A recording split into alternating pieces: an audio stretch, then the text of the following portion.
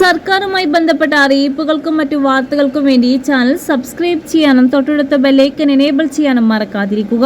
ഗുരുതരമായ ആരോപണങ്ങളുള്ള ലൈംഗികാതിക്രമ കേസുകൾ ഇര പരാതി പിൻവലിച്ചാലും കേസ് റദ്ദാക്കാനാകില്ല എന്ന് ഹൈക്കോടതി. മകളുടെ പരാതിയിൽ അച്ഛനെതിരെ രജിസ്റ്റർ ചെയ്ത കേസ് റദ്ദാക്കണമെന്ന ഹർജിയിലാണ് ജസ്റ്റിസ് എ ബദറുദ്ദീന്റെ ഉത്തരവ്. 6ാം ക്ലാസ്സിൽ പഠിക്കുമ്പോഴാണ് സ്കൂളിലെ കൗൺസിലിംഗിനിടെ അച്ഛൻ പീഡിപ്പിച്ച കാര്യം മകൾ വെളിപ്പെടുത്തിയത്. പോക്സോ കേസ് രജിസ്റ്റർ ചെയ്ത് അന്വേഷണം നടക്കവേ മകൾ പരാതി പിൻവലിക്കാൻ തയ്യാറായി. തുടർന്ന് മകളുടെയും അമ്മയുടെയും മൊഴി കളവാണെന്ന് ചൂണ്ടിക്കാട്ടി പ്രതി ഹൈക്കോടതിയെ സമീപിച്ചെങ്കിലും ആരോപണം ഗുരുതരമായതിനാൽ വിചാരണ നേരിടണമെന്ന് കോടതി നിലപാടെടുക്കുകയായിരുന്നു.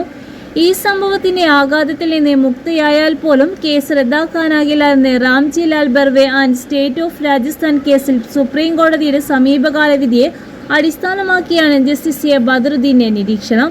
15 വയസ്സുള്ള വിദ്യാർത്ഥിനിയെ ലൈംഗികമായി പീഡിപ്പിച്ചെന്നാരോപിച്ച അധ്യാപകനെതിരെ രജിസ്റ്റർ ചെയ്ത കേസ് റദ്ദാക്കിയ രാജസ്ഥാൻ ഹൈക്കോടതി വിധി സുപ്രീം കോടതി റദ്ദാക്കിയിരുന്നു. ലൈംഗിക അതിക്രമവും മറ്റു നിരവധി കുറ്റകൃത്യങ്ങളും ആരോപിക്കപ്പെടുന്ന ഈ കേസ് സുപ്രീം കോടതി വിധി ബാധകമാണെന്ന് ഹൈക്കോടതി വ്യക്തമാക്കി.